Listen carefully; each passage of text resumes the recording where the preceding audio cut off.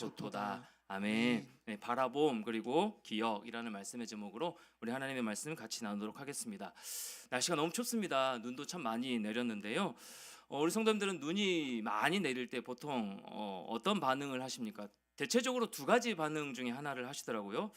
아이고 이렇게 눈이 많이 내려서 어떡하나, 내일 출근길 출퇴근길 정말 미끄러지고 또 힘들 텐데 걱정이다라고 하는 한 부류이고요. 하나의 반응이고요. 두 번째는, 또 다른 반응은 뭐 나이와 상관없이 어린 아이처럼 눈이 오니까 세상이 너무 아름다워, 온통 하얗게 변했어, 어제부터 막 한방눈이 내렸잖아요, 세상이 너무 예뻐, 아름다워, 눈 내리니까 너무 좋다, 뭐 미끄러지든 말든 뭐 그 상관없이 이 두 가지 반응입니다. 성도님들이 이 둘 중 반응 중에서 어떤 반응을 하셨습니까? 지금 뭐 눈이 많이 녹았지만 어떤 반응을 하셨나요? 자, 첫 번째 반응을 하신 분들은 죄송하지만, 손 안 드셔도 됩니다. 첫 번째 반응을 하신 분들은 죄송하지만 실제 나이와 상관없이 나이가 많이 드신 분들처럼 멋 없이 사시는 분들이에요. 또 좀 감성적일 필요가 있는데 좀 이게 나이와 상관없이 좀 나이 드신 분들처럼 그냥 현실적으로만 사신 분들입니다. 두 번째 반응하신 분들은 역시나 나이와 상관없이 젊게 사시는 분들이에요. 감성적으로, 소녀 감성이 충만하신 분들이십니다. 옆에 계신 성도들 뭐 이렇게 한 번 더 인사하실까요? 때론 감성적으로 젊게 삽시다 한번 인사하겠습니다. 때론 감성적으로 젊게 삽시다. 네, 때론 감성적으로 젊게 삽시다. 눈이 이거 어떻게 치우나 그런 걱정하지 마시고요. 때론 아름답게. 저는 눈이 내리면 어떤 반응을 할 것 같습니까? 저는 감성적으로 그렇게 할 것 같지 않습니까? 멋대가리 없이 그냥 이렇게 눈이 와가지고 네. 되게 낭만 있게 살 것 같지만 저는요, 언젠가부터 눈이 내리면 미끄러질까 걱정돼요. 막 이렇게 아주 젊은데 멋대가리 없이 사는 자가 제 모습입니다. 아무쪼록 오늘도 은혜 넘치게 부어주시는 귀한 시간 되길 소망합니다. 예레미야를 흔히 눈물의 선지자라고 말하죠. 예레미야만큼 소망을 품기 힘들고 하나님을 바라보기 어려운 상황에 있었던 선지자가 또 있을까 싶습니다. 그가 살았던 시대에 이 이스라엘은요, 하나님의 선택받은 나라였지만 하나님을 대적한 나라 바벨론에 의해서 멸망을 당합니다. 성도님들, 이 일을 누가 허락하시고 누가 행하셨습니까? 하나님이 하셨습니다. 하나님이 매를 들고 자기 백성들을 치신 것입니다. 아니, 어떻게 하나님이 세운 민족을 하나님을 모르는 그런 민족의 손에 멸망당하게 하실 수 있으실까요? 자, BC 586년 이런 참담한 상황 속에서 예레미야는요, 고통스러운 그 마음을 담아서 눈물로 글을 쓰는데 그것이 오늘 살펴볼 예레미야 애가 말씀입니다. 예레미야 애가 말씀은요, 총 5장으로 기록되어 있는데요, 1, 2, 4장이 히브리어 예카라는 단어로 시작하고 있습니다. 우리말로 슬프다라는 뜻입니다. 절박한 아픔이나 어떤 비극적 상황을 설명할 때 사용하는 단어입니다. 예카. 뭐 3장과 5장도 뭐 다른 단어로 표현하긴 했지만 맥락은 같습니다. 내가 고난당해서, 내가 치욕을 받아서 괴롭다라는 이야기로 시작하고 있습니다. 성도 여러분, 예레미야가 받은 고난이 얼마나 컸기에 이렇게 매를 맞는 것으로 말씀을 시작하고 있는 것일까요? 슬프다라는 감정을 담아서 말씀을 시작하고 있는 것일까요? 3장을 보시면 1절부터 하나님이 이스라엘에게 하신 일에 대해서 열거하고 있는데요, 분노의 매로 고난을 주시고 어둠에 가두시고 또 기도해도 듣지 않으시고 모든 소망을 끊어버리신 하나님을 이야기하고 있습니다. 3장에서요. 예레미야는 고민합니다. 아니, 하나님이 그토록 사랑하시는 당신의 자녀들을 어떻게 이렇게 고난으로 몰고 가실 수 있는가, 이해할 수 없는 마음으로 그렇게 고백하고 있는 거예요. 하나님이 이런 일을 행하셨으리라고 믿어지지 않습니다. 우리가 지금 좀 끝났으면 좋겠는 이 욥기 좀 끝났으면 좋겠죠. 빨리 욥기 묵상 빨리 넘어갔으면 좋겠는데, 우리가 쭉 묵상하고 있는 이 욥의 심정도 이런 마음 아니었을까요? 까닭 없이 고통을 당하고 이런 모습 가운데 하나님 나에게 왜 이런 고난을 허락하시지? 도대체 내가 어떻게 해야 되는 것이지? 라고 마음 가운데 믿어지지 않는 그런 모습을 담았다라는 것이죠. 우리 성도들 중에서도 뭐 저도 마찬가지고요, 이런 고민을 하시는 분들이 참 많이 있으실 겁니다. 우리 삶 가운데 닥치는 고난들이요, 우리 삶 가운데 닥치는 그 어려움들 마주하면서 아니, 나는 정말 신실하게 믿음을 지키면서 열심히 봉사하면서 그렇게 열심히 살아가고 있는데 왜 나에게 고난이 찾아오는지 그런 이유 알 수 없는 그런 모습으로 질문하고 있는 분들이 참 많이 있습니다. 주님께서 꼭 이렇게까지 하셔야 되나? 주님께서 우리 가정 가운데 우리의 삶 가운데 꼭 이렇게까지 하셨어야만 했는가? 여러분 예레미야가 그랬다라는 겁니다. 그런 심정이었다라는 거예요. 자, 그렇다면 하나님이 닫으신 문입니다. 하나님이 허락하신 고난이에요. 그렇다면 그 문을 누가 열 수 있을까요? 하나님이 닫으신 문을 누가 열 수 있는 것일까요? 예레미야는 이스라엘의 무너진 역사로 사방이 꽉 막힌 상황에서 하나님께 이렇게 고백합니다. 19절 말씀이요. 같이 한번 읽을까요? 시작. 내 고초와 재난. 20절에 이렇게 기록하고 있습니다. 내 마음이 그것을 기억하고 내가 낙심이 되오나. 아무리 하나님이 주인이라고 외쳐도 내 마음에 응어리진 원망이나 미움이나 배신감 이런 감정들이 있으면 또 그것이 말과 행동을 통해 겉으로 드러나게 되면서 결국 내 인생이 되고 맙니다. 우리의 삶의 일부가 되고 말아요. 성도 여러분, 지금 예레미야는 낙심 가운데 있습니다. 낙심하고 있습니다.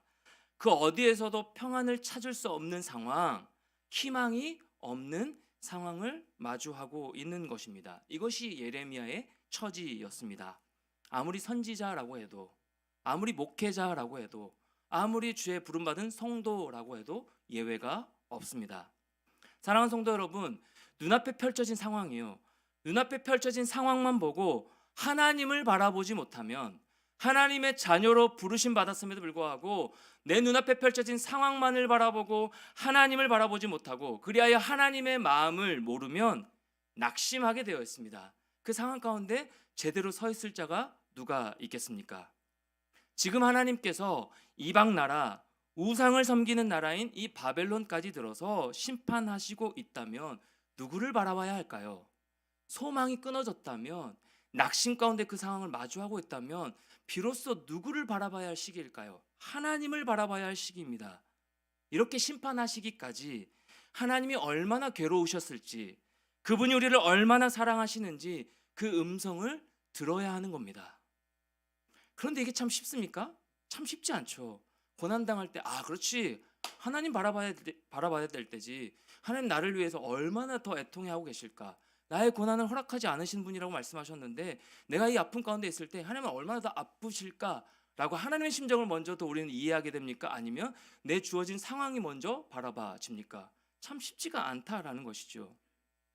연약한 인간이기에 이것도 핑계인 것도 알고요, 자기 합리화인 것도 너무 잘 알아요. 내 스스로 내가 너무 내 스스로를 연약함 가운데 있는 것도 잘 알지만 낙심되고 힘든 건 힘든 거잖아요. 우리가 힘들 땐 힘든 거잖아요. 그렇죠? 힘든 마음은 힘든 마음이잖아요. 이게 참 쉽지 않잖아요. 성도 여러분, 예레미야뿐만이 아니었습니다. 예수님의 제자들도 그랬습니다. 그들은요, 부활하신 예수님을 만나 엠마오 길을 걸어가면서도 그분을 알아보지 못했어요. 예수 그리스도를 알아보지 못했습니다. 왜요? 자기들의 생각과 낙심이 쌓여 있으면 예수님이 옆에 함께 계심에도 불구하고, 우리가 예수 그리스도 안에 거하고 있음에도 불구하고 바라보지 못하게 된다는 것이죠. 그것만 보니까 예수님이 우리의 왕으로 와 계셔도 못 봐요. 함께 계심에도 불구하고 소망을 누리지 못하는 겁니다. 내 생각, 내 고민, 내 아픔, 내 쓴뿌리가 내 안에 가득 차 있으면 그것에 지배를 받는 것이죠. 우리는 누구의 지배를 받고 살아야 되는 존재인가요? 성령의 충만함, 성령의 지배를 받고 살아야 되는 존재임에도 불구하고 우리 안에 아픔과 고민과 힘든 그 상황들만을 마주하고 그것에 지배를 받으면 보이지 않는다라는 것이죠. 뭐 어디 성경 인물들만 그렇겠습니까? 우리의 삶도 마찬가지 아닙니까? 주 안에 사랑하는 성도 여러분, 지금 성도님들의 마음을 지배하고 있는 그 감정은 무엇입니까? 성도님들의 마음을 지배하고 있는 것은 무엇입니까? 감사하는 마음이십니까? 행복한 마음이십니까? 기뻐 찬양하는 그 마음이십니까? 하나님과 아름다운 추억, 어떤 내 인생의 아름다운 그 추억을 여러분 마음 가운데 끌어안고 그 중심으로 여러분 살아가고 있으십니까? 아니면 불평이 있으십니까? 누군가를 원망하고 있으십니까? 분노에 차 있으십니까? 시기, 미움, 용서하지 못함, 이런 쓴뿌리들이 나를 지배하고 있으십니까? 인생은요, 자기 마음에 무엇을 담는가에 따라 결정되는 것 같아요. 인생은 내 마음에 무엇을 담는가에 따라 결정이 된다라는 것이에요. 우리 그리스도인들에게는 이 낙심되는 상황이 참 중요한 것 같습니다. 낙심할 만한 상황이어서 불평과 원망과 미움이 나를 지배하고 있어서 그 결과 그대로 낙심하고 원망하는 삶이 아닌, 낙심하고 원망하는 삶이 아닌 낙심되는 그 상황에서도 소망의 주님을 바라보는 삶, 낙심되는 그 상황 가운데서도 피곤하여 눈이 스르르 감기는 이 지금 상황 가운데서도 주님을 바라보는 삶. 여러분, 신앙생활은요, 이 싸움인 것 같아요. 신앙생활은 이 싸움인 것 같아요. 저도 아직 연소하지만 제가 신앙생활을 해오면서 또 목회자로서 주의 종으로, 말씀의 종으로 살아가는 이 시간 가운데 신앙생활은 이 싸움이구나. 하나님을 바라보느냐, 내 감정의 지배를 받고 사느냐. 그리스도에는 불구하고 말씀의 종으로 부르셨음에도 불구하고 내 감정대로, 내 기분이 태도가 되게 하고 내 생각대로 살아가느냐, 그것에 지배를 받고 사느냐, 아니면 하나님, 어떠한 상황 가운데서도 하나님을 바라보기로 결단하고 그렇게 나아가느냐, 이 싸움인 것 같습니다. 우리는 낙심하고 때론 절망하고 쓰러지는 존재들이죠. 그럼에도 불구하고 완전히 쓰러지지는 않습니다. 여러분 믿으십니까? 우리는 완전히 쓰러지는 존재가 아니에요. 왜요? 우리의 손, 우리의 삶을 붙들고 계시는 하나님이 계시기 때문입니다. 우리에게 찾아오신 예수 그리스도가 계시기 때문입니다. 믿음으로 바라볼 수 있는 그 하나님이 여전히 변함없이 나와 함께하고 계시기 때문입니다. 그래서 믿음을 다른 말로 표현하면 바라봄인 것 같아요. 믿음을 다른 말로 표현하자면 바라봄이라고 할 수 있습니다. 참담한 상황 속에서도, 심지어 내가 하나님 앞에 부끄러운 죄인임에도 불구하고, 그런 존재라 하더라도 그 자리에서 누구를 바라보는 거예요? 나의 절망하는 마음을 집중하는 것이 아니라 하나님을 바라보는 것. 그것이 우리의 신앙생활의 모습이다라는 겁니다. 사랑하는 성도 여러분, 억지로 힘을 내서 낙심의 감정을 떨쳐버리란 의미가 아닙니다. 우리 스스로 안 된다니까요. 우리 힘으로 안 돼요. 발버둥 쳐봤어요. 저도 발버둥 치고 있습니다. 안 되더라고요. 안 되고요. 그 감정을 떨쳐버리고 억지로 힘을 내서 일어나라라는 의미가, 그런 말씀이 아닙니다. 뭔가 내가 강해져야 한다는 의미도 아니에요. 여러분, 낙심하고 싶어서 낙심한 사람 있습니까? 그 낙심 가운데 그냥 머물고 있고 싶어서 그냥 계속 그대로 있는 분 있으십니까? 없죠. 여러분, 상황이 쉽게 바뀝니까? 여러분, 사람이 쉽게 변합니까? 물론 성령 안에서 사람 바뀌지만 그 사람 가운데, 그 상황 가운데 내가 쉽게 바뀝니까? 결단한다고 내가 쉽게 바뀌시던가요? 그렇지 않죠. 우리가 강해지려고 발버둥을 칩니다. 우리는 그렇게 애를 씁니다. 네, 쓰셔야 됩니다. 그런데 그럴 힘조차 없을 때는요, 그럴 때는 우리 스스로 낙심하고 절망하죠. 그럼 내가 그렇지. 나는 결단해도 안 되는 사람인 것 같아. 나는 낙심한 자인 것 같아. 나는 남들보다 능력이 부족해서 잘 안 되는 것 같아. 남들보다 신앙생활 더 어렵게 하는 것 같아. 라고 낙심해 버리죠. 우리 스스로 실망할 때가 참 많이 있습니다. 그런데 이렇게만 생각하는 것이 아니라 우리는 약하고 매일 넘어지고 절망하는 연약한 존재이지만 그렇게 능력이신 하나님, 약할 때 강함 되시는 그 하나님으로 인하여 그 사랑 가운데 거하여 우리가요 일어설 힘이 생기는 겁니다. 그 사랑 가운데 거하여 하나님이 주시는 힘으로 우리가 다시 한번 일어서는 것이고요, 강해지는 것임을 기억하시는 우리 모든 성도님들 되셨으면 참 좋겠습니다. 그 어떤 상황에서도 변함없이 내 손을 붙들고 계시는 인자하신 하나님을 바라보는 삶, 인자하신 하나님을 바라보는 삶. 내가 그 상황을 어떻게 해석하고 받아들이냐라는 싸움입니다.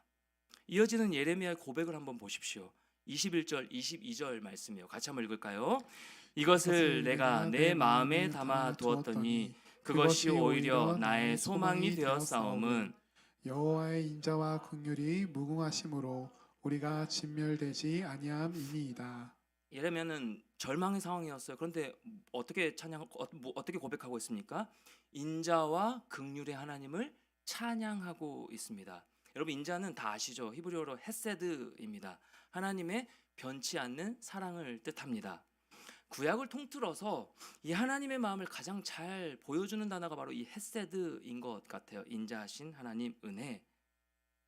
인간은 연약하여 마음이 늘 무너지고 넘어집니다. 그런데 끝까지 사랑으로 붙들어 주시는 하나님.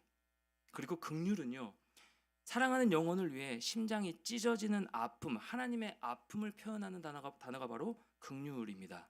예수님의 마음을 잘 보여주는 것이죠. 하나님은 이스라엘 백성들을 치셨습니다.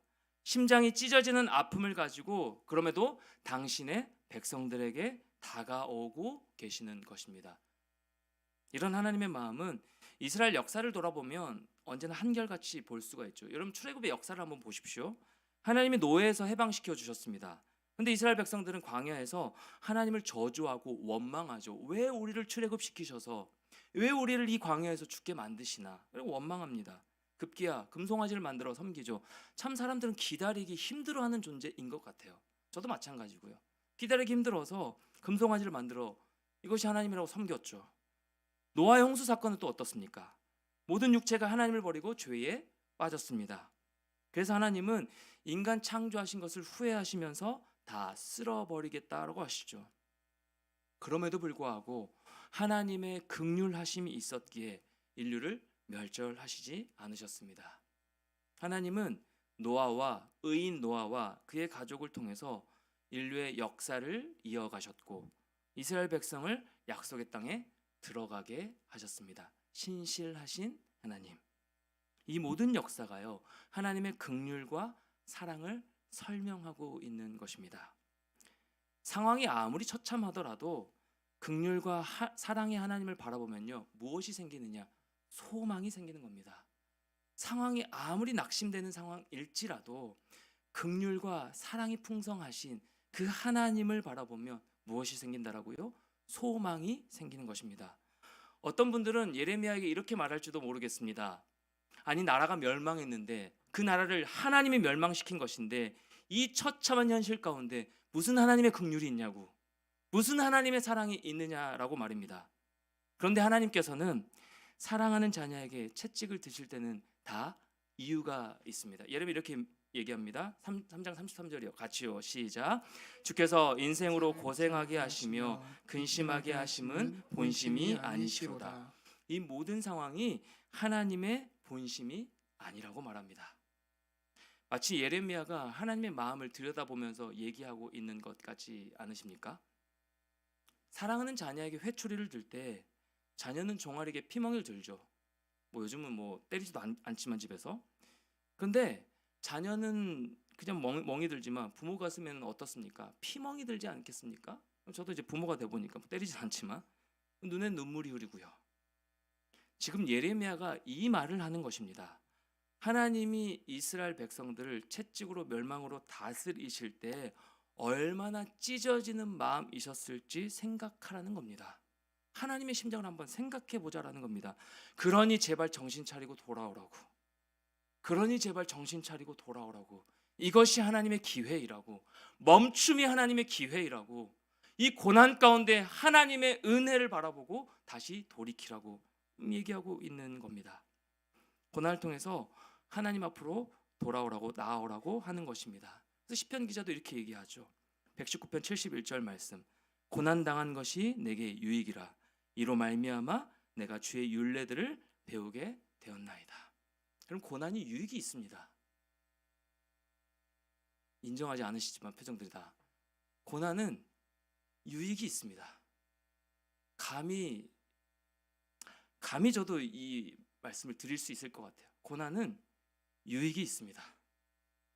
우리가 고난과 고통과 그 눈물 속에서도 여전히 소망을 가질 수 있는 것은 신실하신 하나님, 사랑과 긍휼이 풍성하신 그 하나님이 계시기 때문입니다. 남아프리카 공화국에는요, 희망봉이라고 불리는 곳이 있는데요. 그런데 처음부터 그렇게 불렸던 곳이 아니에요. 희망봉 하면 뭔가 희망 있는 뭐 이런 장소로 지명으로 불리지 않겠습니까? 그런데 처음부터 그렇게 불렸던 곳이 아니래요. 이 포르투갈의 탐험가 바르톨로메 디아스가 1488년에 처음 그 해로를 발견했을 때만 해도 이곳은요, 파도가 너무 심해서 폭풍의 곳이라고 불렸던 곳이라고 합니다. 하지만 알고 보니까요, 그곳은 대서양과 인도양을 잇는 길목이었던 거예요. 그래서 무역을 할 때 아주 중요한 유충지였던 것입니다. 후에 포르투갈 왕실은 이곳 이름을 그래서 희망봉으로 바꿔 불렀습니다.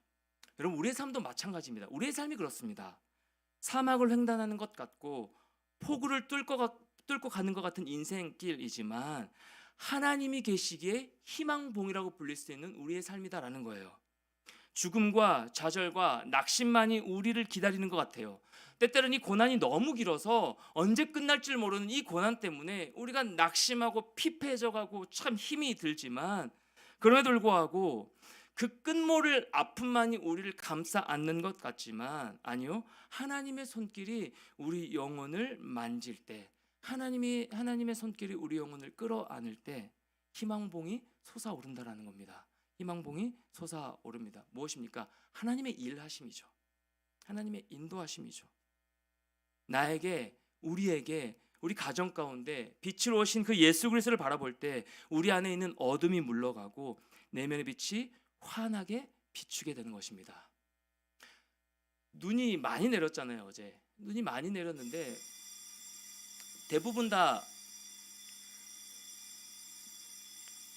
녹았죠. 근데 많이 내렸음에도 불구하고 대부분 다 녹았습니다. 그런데 유독 이제 차를 타고 올라오실 때 느끼실지 모르겠지만 우리 교회 이쪽 뒤쪽 주차장 오는 데는 아직도 얼어 있죠. 왜 그럴까요?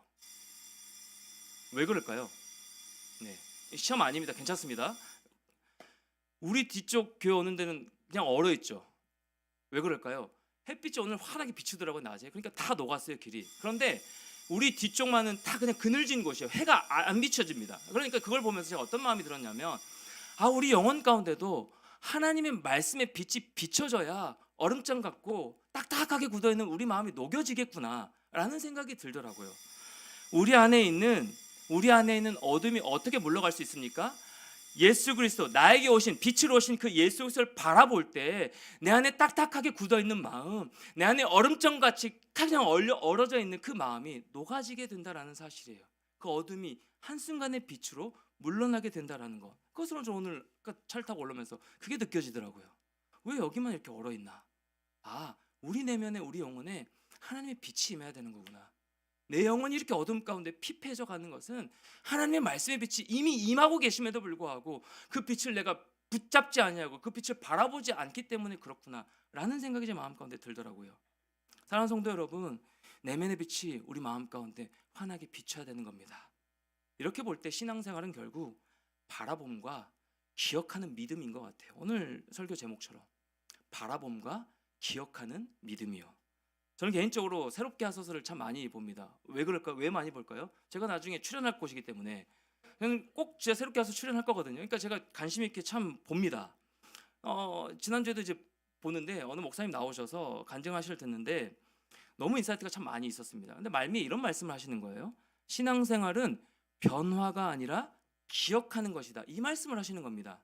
신앙생활은 변화가 아니라 기억하는 것이다. 여러분, 우리 얼마나 변화되려고 애써요. 그렇지 않습니까? 저도 그랬거든요. 그래서 청년들 가끔 너무 미워요. 청년들 없으니까 여러분들에게 말씀드리는 거예요. 사랑합니다. 사랑하지만 청년들이 너무 미웠어요. 왜 미웠을까요? 내 새끼들이고 나에게 맡기신 양들인데 왜 미웠을까요? 변화를 바라봤거든요. 왜 이렇게 행동하나? 그러니까 말씀을 듣고 좀 변화됐으면 좋겠고 성장했으면 좋겠는 이 마음이 제 중심에 사로잡히다 보니까 이들을 사랑의 눈으로 바라보는 것이 아니라 변화되나 안 되나 이것으로 제가 바라보고 기준을 잡고 있었던 거예요. 그런데 이 새롭게 하셔서 이 간증을 들으면서 완전히 깨트려졌어요. 저는 변한 줄 알았거든요. 그래서 끊임없이 성장해야 되는 것으로, 그러니까 제 스스로도 너무 괴로웠어요. 나 잘 변화되지 않는데, 나 잘 성장 안 되는데. 근데 끊임없이 성도님들에게는, 또 우리 청년들에게는 성장을 외쳐야 되고 변화돼야 된다, 말씀으로 새로워져야 된다 이렇게 외치니까 괴리감이 든 거예요. 근데 이 말씀을 딱 들으면서 완전히 깨쳐진 거예요. 그 변화되려고 하고 성장되려고 하는 거기에 하나님의 은혜로 우리가 하려고 합니까? 내 힘이 들어갑니까? 그럼 어떠십니까? 내가 결단하고 내 의지로 변화되려고 하고 내 기준, 내 생각, 여러분 그게 앞서지 않습니까? 그러니까 변화 안 될 때는 낙심하고 절망해요. 나는 안 되는가 보다. 그런데요, 변화가 아니라 기억하는 거래요. 무엇을 기억하는 거예요? 다시 예배 자리에 나와서 말씀을 듣고 찬양하면서 무엇을 기억하는 거예요? 변함없이 신실하신 그 하나님을 기억하는 시간이에요. 일주일 동안 여러분의 삶 가운데 묵상하시면서 기도하시면서 치열하게 사셨겠지만, 하나님과 동행하며 사셨겠지만, 그 가운데 하나님을 잊어버리고 세상적 가치관으로 살았던 나의 마음 가운데, 아, 그럼에도 하나님이 함께 하셨구나. 아, 그럼에도 하나님이 함께하고 계시는 거구나. 하나님이 일하고 계시는 거구나. 나는 절망 가운데 늘 낙심하고 늘 넘어져 있어서 부끄러울 때가 너무너무 많이 있지만, 나는 이것밖에 안 되는 존재구나 하고 낙심할 때가 너무 많이 있지만, 그런 나를 바라보는 것이 아니라 이런 나도 사랑하시는 하나님을 기억하는 것이구나. 이게 신앙생활이구나 라는 것들을 깨닫게 된 거예요. 사랑하는 성도 여러분, 신앙생활은요, 변화가 아니라 기억하는 거예요. 하나님의 신실하심, 하나님의 능력, 강하신 하나님, 성실하신 하나님을요, 하나님이 변함없이 나와 함께 하시고 내 삶을 인도하고 계심을 기억하는 거예요. 그 하나님을 기억하며 하나님을 바라보고 살아가고 있으십니까? 아니면 변함없이 내 힘이 들어가서 나의 의지로 뭔가를 해보려고 여러분 애쓰고 있으십니까? 이 기억은 결국 믿음과 연결되는 거더라고요. 하나님을 기억하고 하나님의 하심을 신뢰하며 나아가는 거죠. 왜요? 우린 연약하기 때문에. 우리 중 누가 고난의 골짜기를 지나면서 하나님을 보고 싶어 하지 않고 고난을 묵상하고 싶겠습니까? 아무도 없습니다. 그런데도 사람들은 왜 자꾸 하나님이 아니라 고난과 아픔과 그 문제에 집중하고 때론 그게 집착하게 되고 무너지게 되는 것일까요? 왜 마음을 붙잡지 못하고 그냥 그 좌절한 그 상황 가운데 마주할 때 무너져 버리는 것일까요? 자꾸만 나의 연약함을 바라보기 때문이죠. 자꾸만 나의 연약한 모습만 바라보기 때문입니다. 그리고 안 좋은 것만을 기억하기 때문입니다. 생각 많이 하지 마십시오. 생각 많이 하면 긍정적으로 되시던가요? 부정적으로 가시던가요? 굉장히 표정들이 다 긍정적으로 하는데 왜 이상한, 생각 많이 하면 뭐 생각을 많이 안 하고 싶다고 안 할 수 없겠지만, 저는 생각이 많게 보이죠? 고민 많게 보이죠? 너무 긍정적으로 끄덕거리시는 생각이 많을 때 굉장히 심플하면서도 생각이 많아요. 근데 생각이 많아지면 항상 부정적으로 가요. 일어나지도 않을 일이에요. 하나님 지금까지 잘 인도해 오셨어요. 제 삶을 돌아보면 다 해주셨어요. 죄송하지만 하나님 저를 너무 편애하세요. 우리 성도님들 사랑하시지만 하나님 저를 너무 사랑하셔서 제가 떼써서라도 하나님께 기도하고 간절히 원했던 것 다 이루어주셨어요. 시기가 제가 원하는 시기가 아니었을지라도 다 해주셨어요. 무슨 얘기 하려다 여기까지 갔는지 모르겠지만, 나의 연약함을 바라보고 생각이 많아지면 기억이 자꾸 하나님을 바라보는 그 소망을 묵상하는 것이 아니라 절망으로 가게 돼 있습니다. 우리가 왜 고난 가운데 아픔 가운데 헤어나오지 못하냐면 자꾸 그 고난에 집중하고 나의 생각에 갇혀버리기 때문입니다. 결국 문제를 해결하실 하나님을 바라보고 기다리지 못하고 믿음과 신뢰는커녕 하나님이 어떤 분이신지, 그동안 나의 삶을 어떻게 인도해 오셨는지 다 잊어버린 채, 기억하지 못한 채 눈앞에 상황만을 바라보며 절망하는 것이죠. 성도 여러분, 신앙생활은 능력의 하나님, 신실하신 변함없으신 하나님을 기억하는 것이고요, 또 그 하나님을 바라보며 일하심을 믿고 신뢰하는 것입니다. 바라봄, 기억하는 믿음, 이거면 되는 거예요. 그럴 때 기대와 소망으로 회복시켜 주시는 것입니다. 낙심에 빠졌던 예레미야가 다시 눈을 뜨고 새로운 소망을 발견했습니다. 그리고 이렇게 고백합니다. 24절부터 26절까지 같이 한번 읽겠습니다. 시작. 내 심령에 이르기를 여호와는 나의 기업이시니 내가 그를 바라리라 하도다. 기다리는 자들에게나 구하는 영혼들에게 는 선하시도다. 사람이 여호와의 구원을 바라고 잠잠히 기다림이 좋도다. 신실하신 하나님, 사랑하는 자녀에게 좋은 것을 주기 원하시는 그 하나님, 그 하나님을 사랑하는 사람은 그분을 바라보고 기다리고 하나님을 기억하며 잠잠히 그분의 역사를 기대하는 것입니다. 소망을 갖는 것이죠. 이러한 모습이 하나님께서 우리에게 기대하시는 모습입니다. 그 하나님을 잠잠히 바라보고 기대하고 소망을 품는 삶. 환경이 바뀌기를, 문제가 해결되기를 기다리는 것이 아닙니다.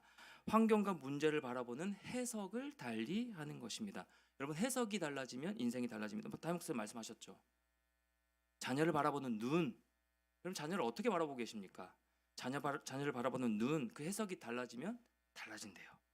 배우자를 바라보는 마음, 어떤 마음으로 배우자를 바라보고 있으십니까? 나의 관점으로 바라보고 있는 것 아닙니까? 그러니까 미움만 있는 거죠. 여러분, 사랑이 넘치시겠지만 또 우리 각자의 인생을 마주하는 모습이요, 우리의 마음이요.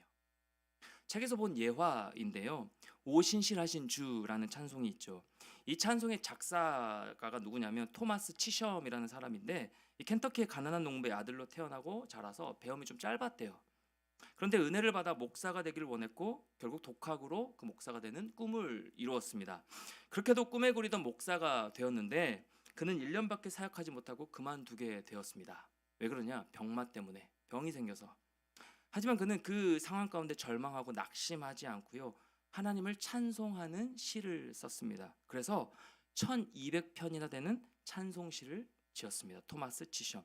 그리고 이 오신실하신 주를 작곡한 사람이 또 윌리엄 루얀인데요. 그는 21살에 목사가 되었지만 돌연 귀에 병이 나면서 목회를 그만두어야 했습니다. 또 절망할 수 있는 상황이죠. 그러나 그는 낙심하지 않고 작곡을 시작했습니다. 여러분, 이렇듯 육신은 따라주지 않아요. 상황은 절망할 수밖에 없는 상황입니다. 내일 일이 어찌 될지 모르는 인생이었지만 토마스 치섬과 이 윌리엄 루얀은 세계인에게 하나님이 어떤 분이신지를 찬송하는 자로 증거하는 인생을 살았다라는 것이죠. 절망에 굴복하지 않는 삶. 오늘 말씀에서 예레미야는 무너진 이스라엘 백성들, 예루살렘을 바라보면서 탄식했습니다. 절망했습니다. 그렇지만 그 절망의 자리에서 신실하게 하나님을 바라보면서, 다시금 일으키실 하나님을 바라보면서 그분의 은혜와 긍휼과 사랑을 찬양했습니다. 주 안에 사랑하는 성도 여러분, 똑같은 절망의 상황에서 우리는 무엇을 바라보고 있습니까? 사랑하는 성도 여러분, 그 절망의 상황 가운데 성도님들은 무엇을 바라보고 있으십니까? 내 마음에 무엇을 담아두고 무엇을 기억하고 떠올리고 있으십니까? 하나님 없는 세상을 꿈꾸면 절망밖에 없습니다.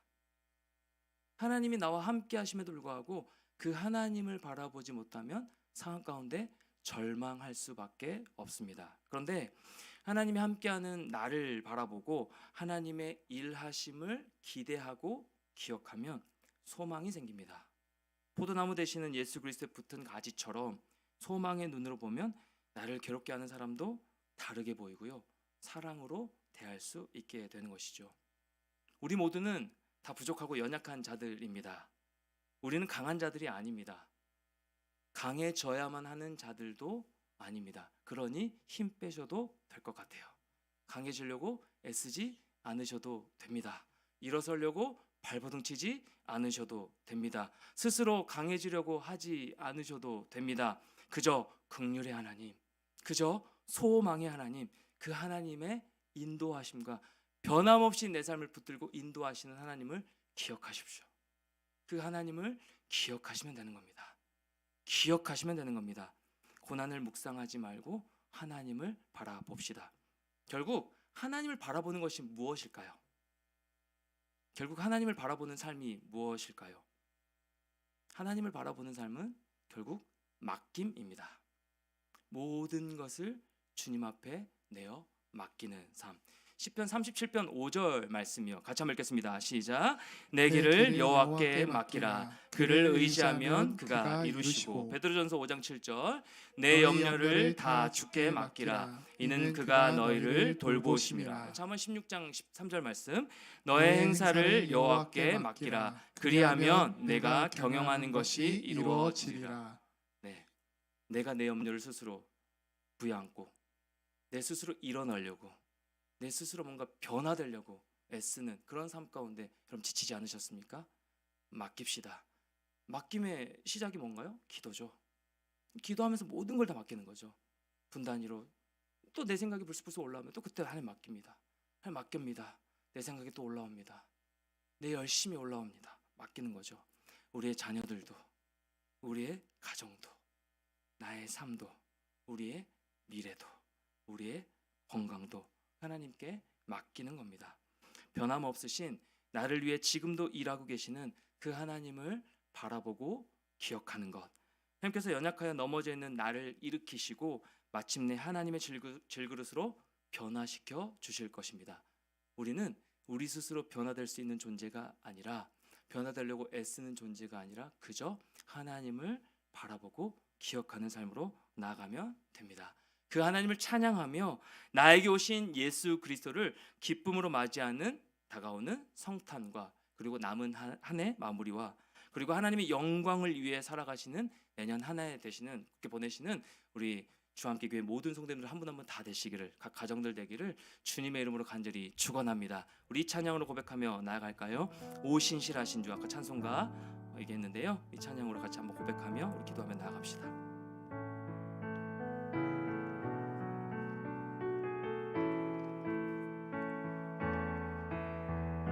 오 신실하신 주, 오 신실하신 주, 내 아버지 늘 함께 계시니, 늘 함께 계시니 두려움 없네. 그 사랑 변찮고, 그 사랑 변찮고 날 지키시며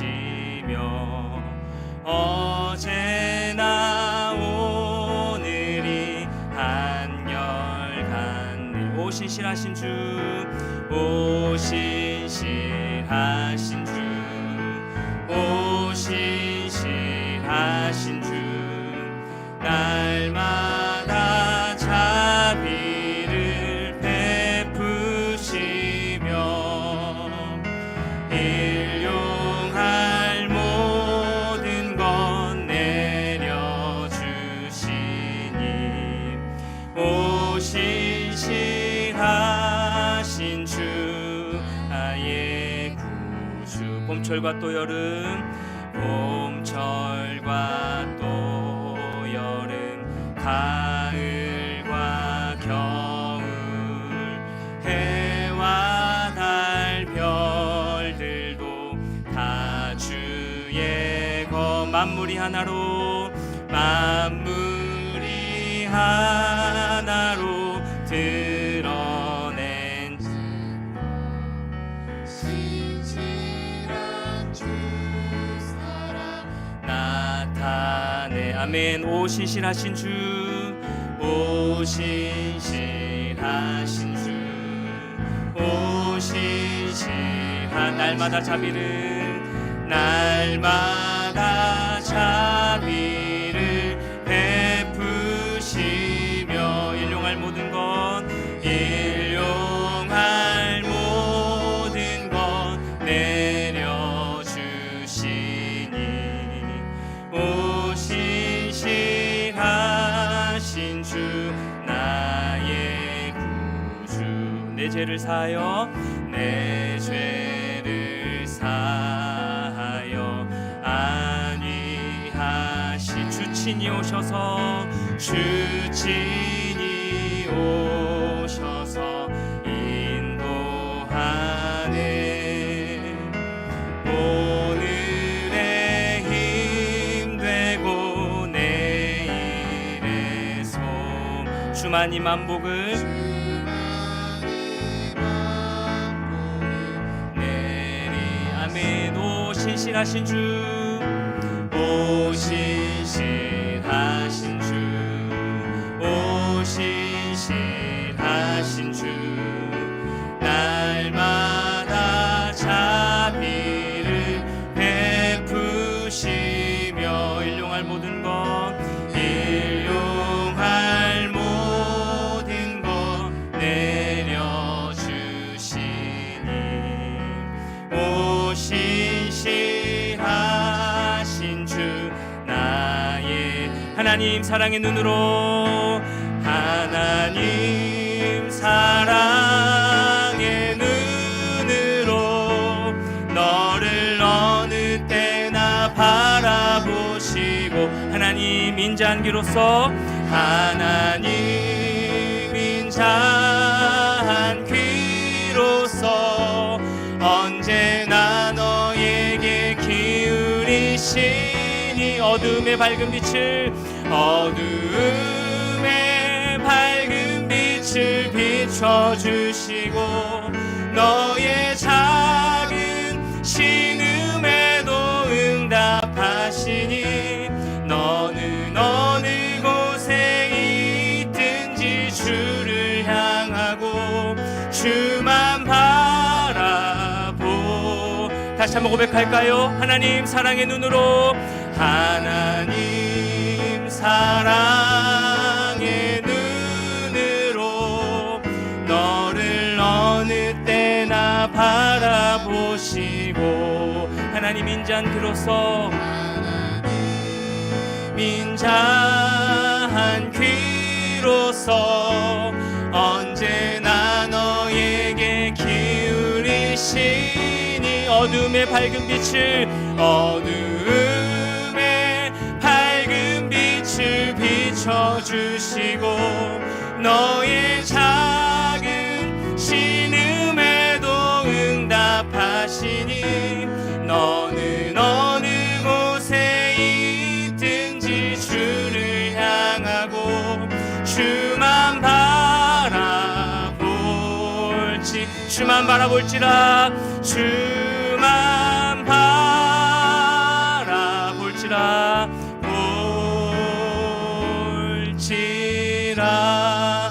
이 시간 같이 한번 기도하며 나아갈 때에, 혹시나 아까 말씀드렸던 것처럼 내 마음밭이, 내 지금 마음이, 내 삶이 우리 교회 뒤쪽에 빛이 비춰지지 않아서 꽁꽁 얼어버린 그 얼음장 같은, 그 바닥 같은 그 모습이 내 마음은 아닙니까? 우리의 모습은 아닙니까? 하나님의 빛이 스며들고 비춰져야 내 마음속 얼음들이, 응어러진 그 마음들이 녹아지고 주님을 진정으로 바라볼 수 있게 되는 것입니다. 이 시간 먼저 은혜를 구하면서 이렇게 기도했으면 좋겠습니다. 주님, 이 시간 내 영혼 가운데 은혜의 빛이 새어들게 인도하여 주시옵소서.